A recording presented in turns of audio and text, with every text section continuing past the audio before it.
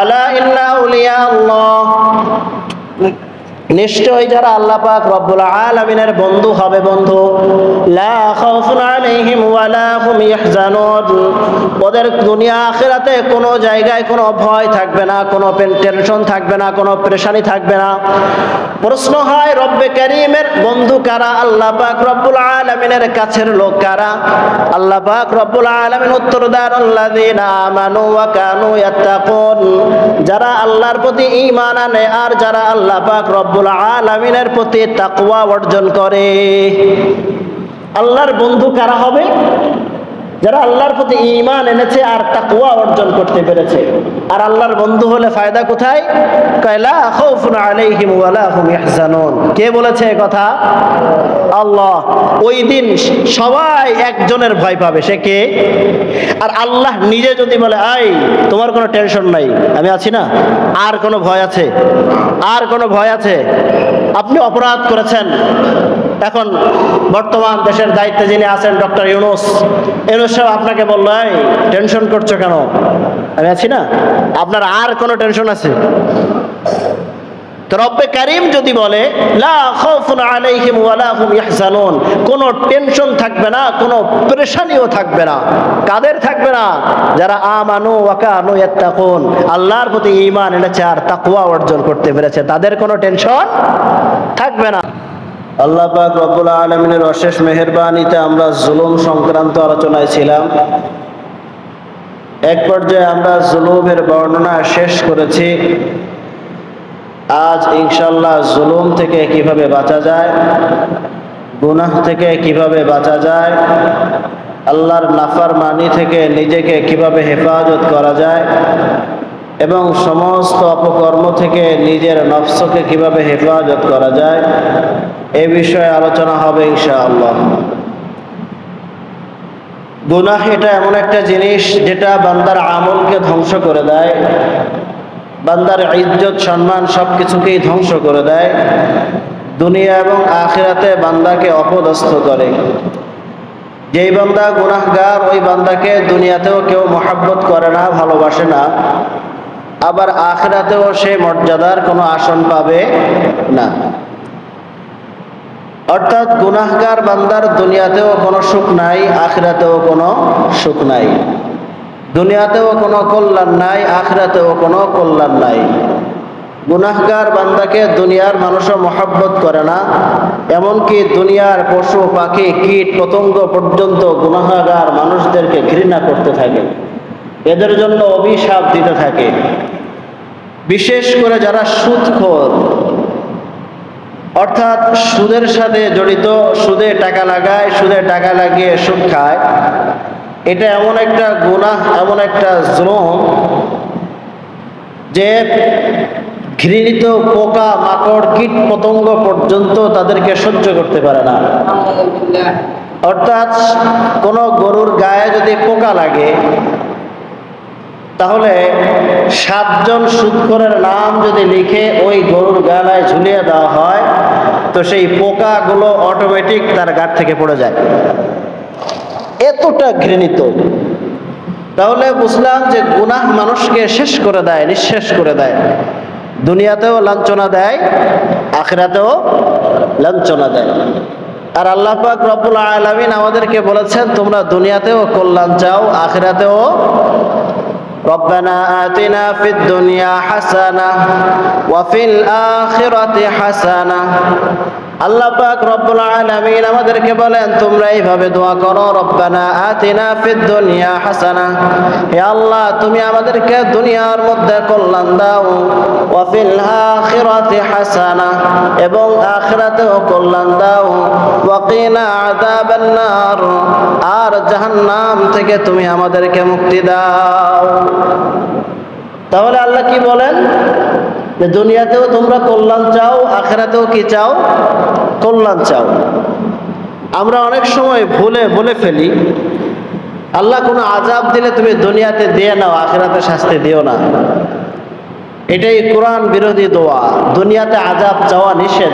আল্লাহ নিজে বলেছে দুনিয়াতেও কল্যাণ চাও, কারণ আমি আল্লাহ যদি তোমাদেরকে দুনিয়াতে আযাব দেই তো এটা সহ্য করার ক্ষমতাও তোমাদের নাই।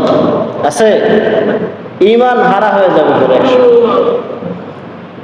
এই জন্য গুনাহ থেকে আমাদের সকলকে বাঁচা দরকার, প্রত্যেকটা মানুষকে গুনাহ থেকে বাঁচা দরকার। বুজুর্গানে দিন কিছু উসুল বর্ণনা করেছেন, প্রায় 15টার উপরে নীতিমালা আছে যে যা থেকে গুনাহ থেকে বাঁচা যায়, যেই কাজগুলা করলে গুনাহ থেকে বাঁচা যায়। এর মধ্যে 1 নাম্বার হচ্ছে ঈমান। তুমি তোমার ঈমানকে শুদ্ধ করো, পরিশুদ্ধ করো। কোনো ব্যক্তির যদি ঈমান পরিশুদ্ধ না থাকে তাহলে তার অন্তর পরিশুদ্ধ হয় না। কোনো ব্যক্তির ভিতরে যদি আল্লাহর পরিচয় না থাকে তাহলে ওই ব্যক্তির ভিতরে যত অবস্থা ভালো হয় না, নফস সুন্দর হয় না। যে ব্যক্তি আল্লাহকে চিনে জানে, আল্লাহকে বুঝে, ওই ব্যক্তি তার মনকে ফ্রেশ রাখতে পারে, ওই ব্যক্তি তার মনকে স্বচ্ছ রাখতে পারে, ওই ব্যক্তি তার মনকে গুনাহ থেকে কি করতে পারে? বাঁচাইতে পারে। এজন্য সর্বপ্রথম দরকার হলো ঈমান।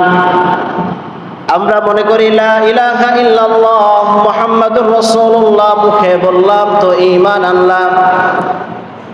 হাদিসে পাকে বলে না না না, শুধু লা ইলাহা ইল্লাল্লাহ মুহাম্মাদুর রাসূলুল্লাহ মুখে স্বীকার করার নাম ঈমান নয়, বরং লা ইলাহা ইল্লাল্লাহ এর অগাধ বিশ্বাস ভিতরে প্রবেশ করানোর নাম ঈমান।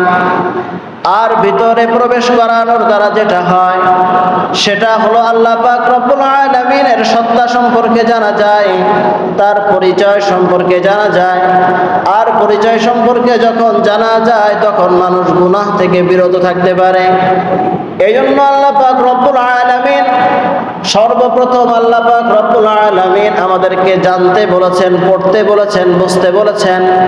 পবিত্র কুরআনুল কারীমের প্রথম সূরা সূরাতুল আলাকে আল্লাহ পাক রব্বুল আলামিন বলেন, ইকরা বিসমি রাব্বিকাল্লাযী খালাক, খালাকাল ইনসানা মিন আলাক, ইকরা ওয়া রাব্বুকাল আকরাম। তোমরা ওই রবের নামে পড়ো যেই রব তোমাদেরকে সৃষ্টি করেছে, যেই রব তোমাদেরকে একটা জমাট রক্ত থেকে সৃষ্টি করেছে, যেই রব তোমাদেরকে বড় দয়ার সাথে সৃষ্টি করেছে। আল্লাযী আল্লামা বিল কলাম। আর ওই রবের নামে পড়ো যেই রব তোমাদেরকে কলমের মাধ্যমে শিক্ষা দিয়েছে। আল্লামাল ইনসানা মা লাম ইয়ালাম, এমন কিছু বস্তু শিখিয়েছে যা মানুষ জানতো না, মানুষ জানে না এমন কিছু শিখিয়েছে। তোমাদেরকে রবের পরিচয় দিয়েছে। তো এটা শিখতে হইলে সর্বপ্রথম ধাপ হলো ইকরা, তোমরা কি করো? পড়ো। তো আল্লাহ আমাদেরকে কি শিখিয়েছেন আর কি পড়তে বলেছেন? সূরা আর রহমানের শুরুতে আল্লাহ পাক রব্বুল আলামিন আপনাকে আমাকে সুন্দর করে বলেন, আর রহমান আল্লামাল কুরআন খালাকাল ইনসানা আল্লামাহুল বায়ান। দয়াময় আল্লাহ আল্লামাল কুরআন, যিনি তোমাদেরকে কুরআন শিখিয়েছেন। তাহলে বলেন তো আল্লাহ পাক রব্বুল আলামিন আমাদেরকে কি শিখিয়েছেন? কুরআন শিক্ষা দিয়েছেন। কি শিক্ষা দিয়েছেন? কোনটা শিখতে বলেছেন? আল্লামাল ইনসানা মা লাম ইয়ালাম। আল্লাহ মানুষদেরকে ওই জিনিস শিখিয়েছে যে জিনিস মানুষ জানে না।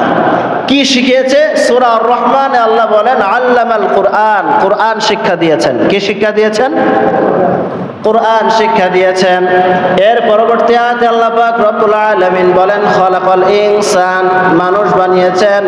ওয়া আল্লামাহুল বায়ান, তারপর তার ভাষা শিখিয়েছে, বয়ান করা শিখিয়েছেন। তাহলে সূরা আর রহমানে আল্লাহ পাক রব্বুল আলামিন আমাদেরকে বোঝাচ্ছেন যে দয়াময় আল্লাহ কুরআন শিখিয়েছেন, তারপর বলছে মানুষ বানিয়েছেন। বোঝা গেল কুরআনের শিক্ষা ব্যতীত একজন মানুষ প্রকৃত মানুষ হইতে পারে না। একমাত্র যার ভিতরে কোরআনের শিক্ষা আছে, একমাত্র যেই ব্যক্তি কোরআনকে বুঝেছে ওই ব্যক্তি প্রকৃত মানুষ। এর কারণ ওই ব্যক্তি একমাত্র আল্লাহর পরিচয় লাভ করেছে। আল্লাহ যে একটা সত্তা আছেন, আল্লাহ যে রাজ্জাক, আল্লাহ যে গফফার, আল্লাহ যে খালেক, আল্লাহ যে মালিক, এটা একমাত্র ওই ব্যক্তি জেনেছে যেই ব্যক্তি কোরআন শিক্ষা করেছে। এজন্য কোরআন শিক্ষার বিকল্প কোনো রাস্তা নাই। কোরআনের মাধ্যমেই আল্লাহ পাক রব্বুল আলামিনের পরিচয় পাওয়া যায়।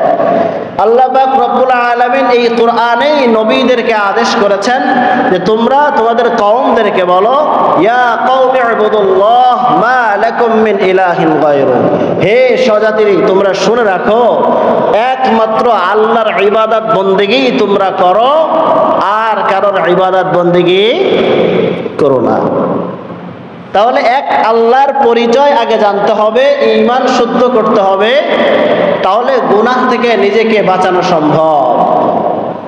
আর এই ঈমান পরিশুদ্ধ করতে হইলে আগে কোরআন জানতে হয়। কি জানতে হয়?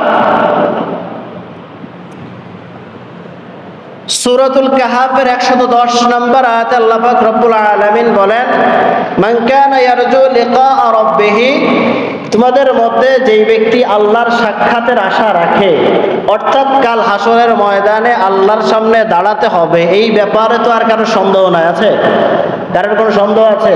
অবশ্যই অবশ্যই সাক্ষাৎ করতে হবে। এখন বলেন যে যেই ব্যক্তি এই ধারণা পোষণ করে যে আমি আল্লাহর সাথে কি করব? সাক্ষাৎ করব, এই ধারণা পোষণ করে আল্লাহ একটু গায়েব রেখে বলেছেন। অর্থাৎ প্রত্যেকের এই ধারণা পোষণ করা উচিত যে আমাকে সাক্ষাৎ করতেই হবে, সাক্ষাৎ করতেই হবে।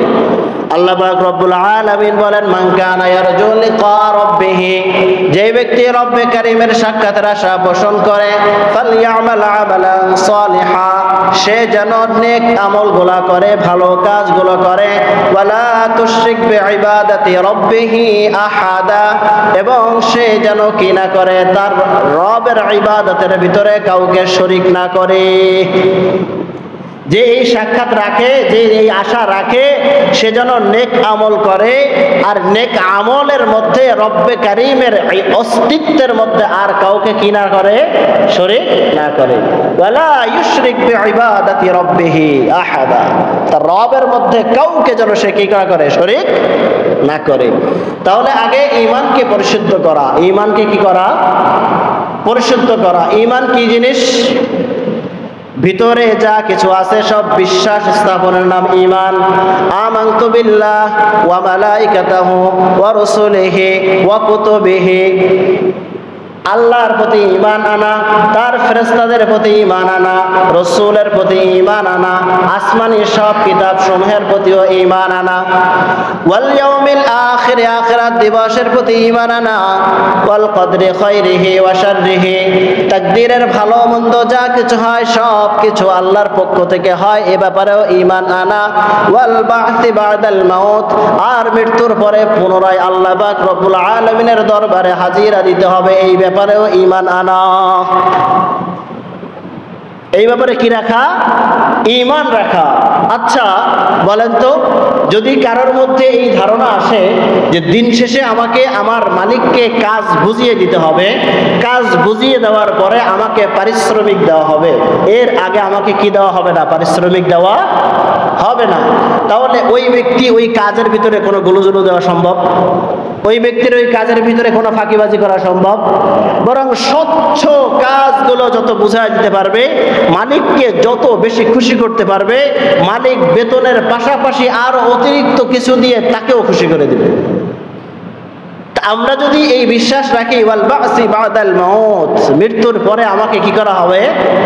উপরে উঠানো হবে, আমাকে পুনরুত্থান করানো হবে, আমার একটা হাসর হবে, কিয়ামত দিবস হবে, ওই দিন আমার বিচার কার্য হবে, ওই দিন আমার আমল নামায় যা কিছু থাকবে ওইটার ফলাফল পাবো।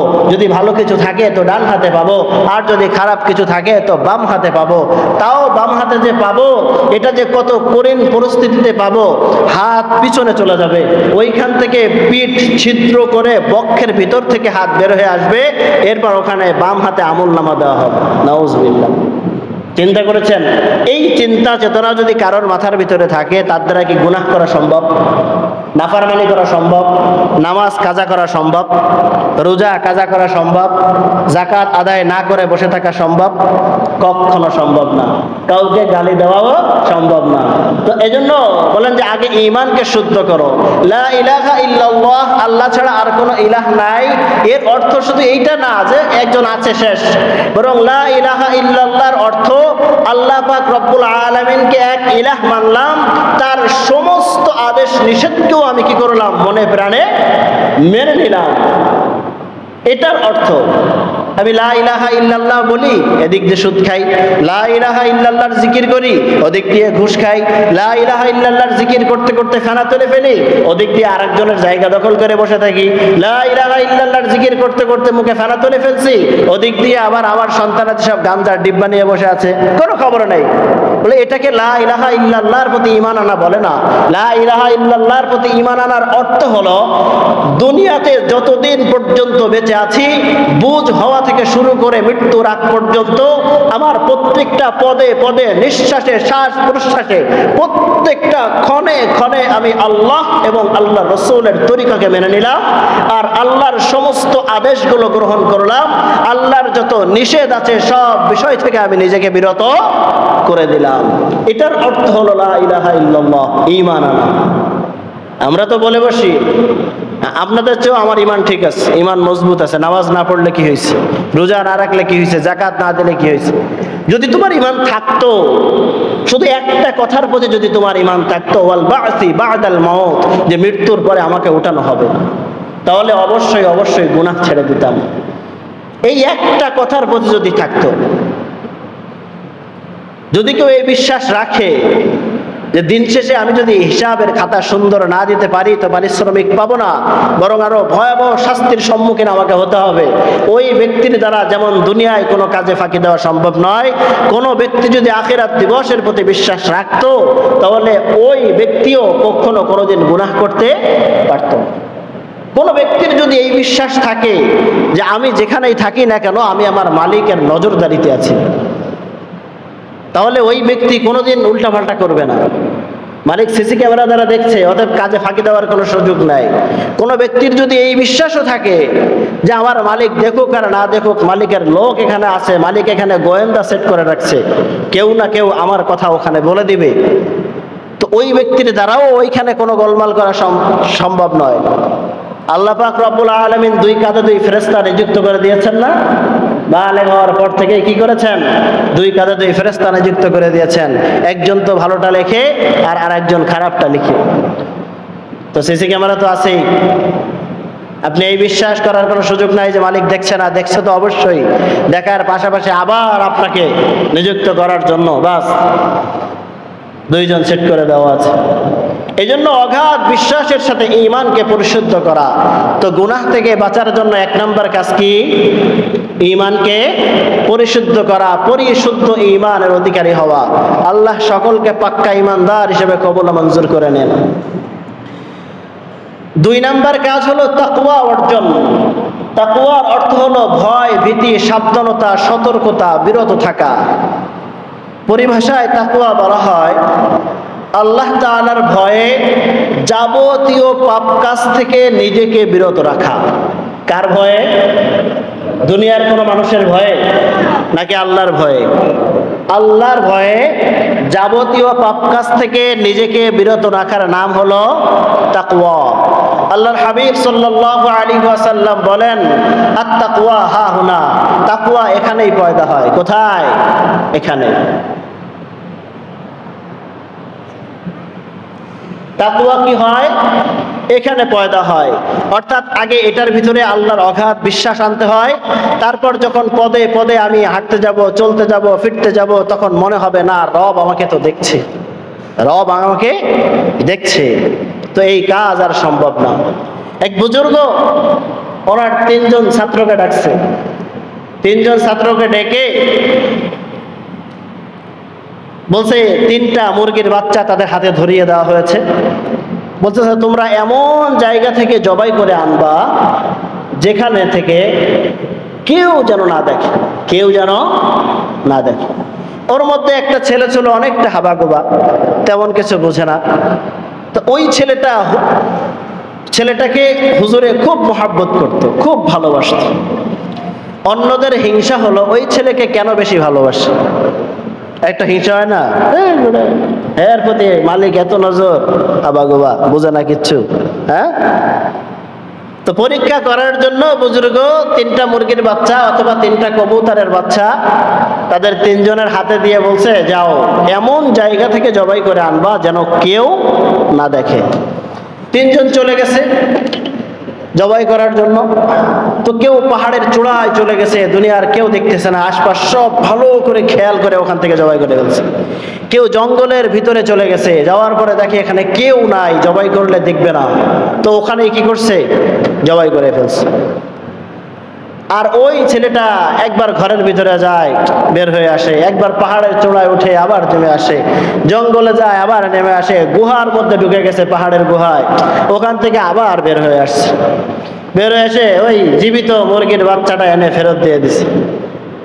এখন সবাই হাসে, ব্যাকল, জবাই করার মতো একটা গোপন জায়গাও কি পায় নাই, খুঁজে পায় নাই।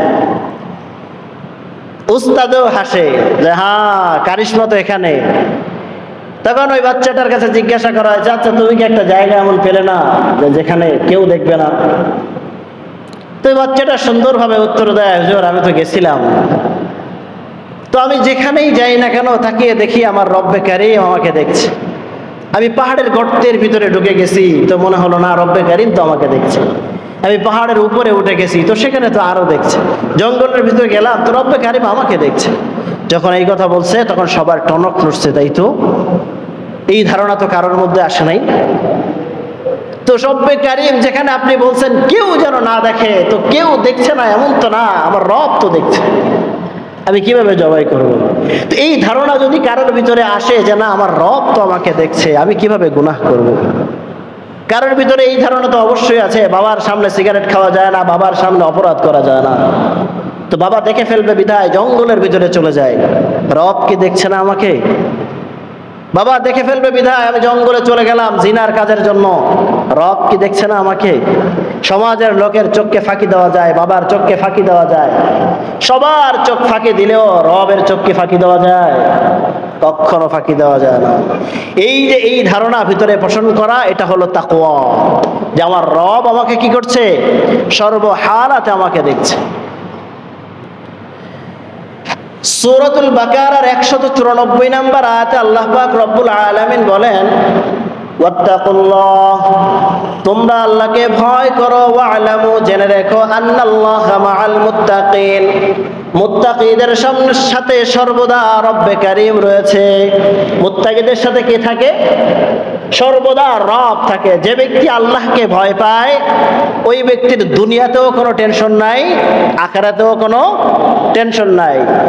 পবিত্র কুরআনুল কারীমের অন্যত্র আল্লাহ পাক রব্বুল আলামিন ইরশাদ করেন, আলা ইন্না আউলিয়া আল্লাহ, নিশ্চয় যারা আল্লাহ পাক রব্বুল আলামিনের বন্ধু হবে, বন্ধু, লা খাউফুন আলাইহিম ওয়ালা হুম ইয়াহজানুন, ওদের দুনিয়া আখিরাতে কোনো জায়গায় কোনো ভয় থাকবে না, কোনো টেনশন থাকবে না, কোনো পেরেশানি থাকবে না। প্রশ্ন হয় রব্বে কারীমের বন্ধু কারা? আল্লাহ পাক রব্বুল আলামিনের কাছের লোক কারা? আল্লাহ পাক রব্বুল আলামিন উত্তর দেন, আল্লাযীনা আমানু ওয়া কানু ইয়াত্তাকুন, যারা আল্লাহর প্রতি ঈমান আনে আর যারা আল্লাহ পাক রব্বুল আলামিনের প্রতি তাকওয়া অর্জন করে। আল্লাহর বন্ধু কারা হবে? যারা আল্লাহর প্রতি ঈমান এনেছে আর তাকওয়া অর্জন করতে পেরেছে। আর আল্লাহর বন্ধু হলে ফায়দা কোথায়? লা খাউফুন আলাইহিম ওয়ালা হুম ইয়াহজানুন। কে বলেছে এই কথা? আল্লাহ। ওই দিন সবাই একজনের ভয় পাবে, সে কে? আর আল্লাহ নিজে যদি বলে, আই তোমার কোনো টেনশন নাই, আমি আছি না, আর কোনো ভয় আছে? আর কোনো ভয় আছে? আপনি অপরাধ করেছেন, এখন বর্তমান দেশের দায়িত্বে যিনি আছেন ডক্টর ইউনূস সাহেব আপনাকে বললো, এই টেনশন করছো কেন, আমি আছি না, আপনার আর কোনো টেনশন আছে? তো রব্বে কারীম যদি বলে লা খাউফুন আলাইহিম ওয়ালা হুম ইয়াহজানুন, কোনো টেনশন থাকবে না, কোনো পেরেশানিও থাকবে না। কাদের থাকবে না? যারা আমানু ওয়া কানু ইয়াত্তাকুন, আল্লাহর প্রতি ঈমান এনেছে আর তাকওয়া অর্জন করতে পেরেছে, তাদের কোনো টেনশন থাকবে না। তাহলে তার কোনো পেরেশানি নাই। অন্যত্র আল্লাহ পাক রব্বুল আলামিন বলেন তাকওয়া অর্জনের দ্বারা ইবাদত বন্দেগী কবুল হয়। ইন্নামা ইয়াতাকাব্বালুল্লাহু মিনাল মুত্তাকিন, আল্লাহ পাক রব্বুল আলামিন একমাত্র তাকওয়াবান ব্যক্তিদের ইবাদত বন্দেগী গুলাই কবুল করেন। মরণ সবার আসবে, মৃত্যুবরণ করতে হবে, হাসরের ময়দানে জবাবদিহিতাও করতে হবে। এর প্রস্তুতির জন্য আল্লাহ পাক রব্বুল আলামিন আমাদেরকে বলেন তাসাওয়াদু, এই পাথেয় সংগ্রহ করো, পাথেয় সংগ্রহ করো। বলে কি পাথেয় সংগ্রহ করব? ফাইন্না খায়রাজ যাদিত তাকওয়া, আখিরাতের সবচেয়ে উত্তম পাথেয় হলো তাকওয়া। আখিরাতে যেই সম্পদটা তোমার কাজে লাগবে এটার নাম তাকওয়া। মরতে হবে না? মরা লাগবে কিনা? মরা যদি লাগে তো ওয়াল বা'সি বা'দাল মাউত, পরে আবার উঠতে হবে কিনা? আজকে মরবো, কালকে উঠতে হবে না? আমরা কবর দেই না? কবর দেওয়ার সময় আমরা মাটি দেই, প্রত্যেকে 3 বার মাটি দেই। কয়বার? 3 বার মাটি দেওয়ার সময় 3টা দোয়া পড়ি। হ্যাঁ, কি দোয়া বলেন তো? প্রথমবার মাটি দেওয়ার সময় মিনহা খলাকনাকুম, দ্বিতীয়বার মাটি দেওয়ার সময় অফিহা নুঈদুকুম, তৃতীয়বার আবার মাটি দেওয়ার সময় ওমিনহা নুখরিজুকুম তারাতান উখরা। জানি তো সবাই, বলি নাই, হয়তো ভুল হইতে পারে সেই ডরে নাকি, কিন্তু জানি তো, শিখি। প্রথমবার মাটি দেওয়ার সময় কি পড়তে হয়? মিনহা খলাকনাকুম, মিনহা খলাকনাকুম। 2 নাম্বার অফিহা নুঈদুকুম, তৃতীয়বার মাটি দেওয়ার সময় অমিনহা নুখরিজুকুম তারাতান উখরা। এটাকে আমরা দোয়া মনে করি। কি মনে করি?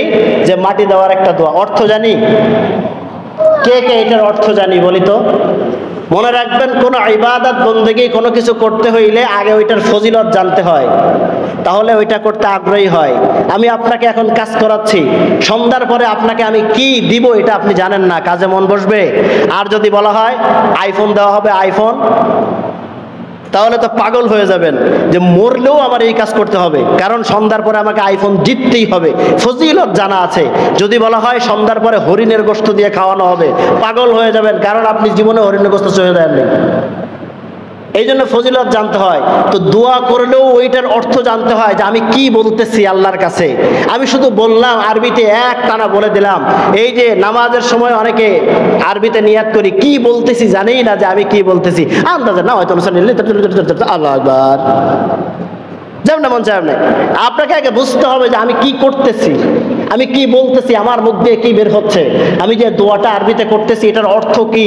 যদি এটা জানা যায় তো ওইটা চাওয়ার ভঙ্গিময় তত সুন্দর হয়। তো ওই যে মাটি দিলাম এটাকে আমরা দোয়া মনে করি, আসলে এটা কোনো দোয়া না। এটা পবিত্র কুরআনুল কারীমে আল্লাহ আপনাকে আমাকে সতর্ক করেছেন। সতর্ক কি সতর্ক জানেন? আজকে বুঝে রাখেন, মাটি দেওয়ার সময় যদি কেউ এটার হাকিকত জেনে থাকে আর প্রকৃত ইমানদার হয়ে থাকে, তার হাত কাঁপবে। কিন্তু আমরা তো কোনো মতে, কারণ জানি না তো আমি কি করতেছি, এখানে আমি কি বললাম মুখ দিয়ে আমি জানি না তো। আমি যদি জানতাম আমার কলিজা কেঁপে উঠতো, আমার হাত কাঁপতো। 1 ফোঁটা মাটি দেওয়ার সময় কমপক্ষে 1 ফোঁটা হইলেও চোখের পানি ঝরত। আল্লাহ পাক রব্বুল আলামিন আপনার আমাকে শিখায় যে তুমি যাকে মাটি দিচ্ছ মনে রেখো, প্রথমবার মাটি ধরছি তো মিনহা খলাকনাকুম স্মরণ করায় দিছে। এই যেই মাটিটা তুমি হাত দিয়ে ধরছো, মিনহা খলাকনাকুম, এই মাটি দ্বারাই আমি তোমাকে সৃষ্টি করেছি। আপনাকে আমাকে স্মরণ করাচ্ছে যে মাটিটা তুমি হাত দিয়ে ধরছো, ওখানে দেওয়ার জন্য এই মাটির দিকে তাকায় দেখো, এটার থেকে তোমার সৃষ্টি, আমি এখান থেকে তোমাকে কি করেছি? সৃষ্টি করেছি। আবার দ্বিতীয়বার যখন মাটি ধরছি তো আবার আমাকে স্মরণ করায় দিচ্ছে, এবার মনে রেখো অফিহা নুঈদুকুম, তাকায় দেখো তোমার মতো এক ভাইকে ওই যে আবার সেই মাটির ভিতরেই ঢুকায় দিচ্ছি, তোমাকেও কিন্তু এখানেই ঢুকায় দেওয়া হবে। অফিহা নুঈদুকুম, এই মাটির ভিতরেই আবার তোমাকে দাফন করা হবে। অতএব এটা তুমি মাথায় রেখো। আবার তৃতীয়বার যখন মাটি ধরছি তখন আল্লাহ আবার আমাকে স্মরণ করা দেয়, অমিনহা নুখরিজুকুম তারাতান উখরা। তুমি মনে করছো তোমাকে মাটি দ্বারা সৃষ্টি করছি আর মাটির ভিতরে দাফন করছি, এখানেই শেষ? না না, এটা শেষ না। অমিনহা নুখরিজুকুম, এখান থেকেই তোমাকে উঠানো হবে তারাতান উখরা, সর্বশেষ হাশরের ময়দানে। অতএব হাশরের ময়দানের জন্য তুমি তোমার প্রস্তুতি গ্রহণ করো। তাসাউওয়াদু, এখন বলে তাসাউওয়াদু, মাথাও সংগ্রহ করো, সম্বল গুছাও। কি সম্বল? ফাইন্না খায়রাজ যাদিত তাকওয়া, আখিরাতের সবচেয়ে কঠিন সম্বল হচ্ছে তাকওয়া। এটা আগে অর্জন করো। তাহলে কারোর ভিতরে যদি তাকওয়া থাকে, আল্লাহর ভয় থাকে, তার দ্বারা কি পাপ কাজ করা সম্ভব? কখনো সম্ভব? সর্বদাই যদি কারোর মাথায় এটা থাকে যে আমি যেটাই করি না কেন আমার রব আমাকে দেখছে, এটার হিসাব আমাকে দিতে হবে, কোনোভাবেই এদিকে ওদিকে যাওয়ার কোনো সুযোগ নাই। লা ইউগাদিরু সগীরান ওয়ালা কাবীরা, ছোট বড় কোনো গুনাহ আল্লাহ ছাড়ে নাই। হাশরের ময়দানে আমলনামা পাবে আর খালি বলবে মালি হাযাল কিতাব, এটা কেমন আমলনামা, এটা না দিলেও হইতো।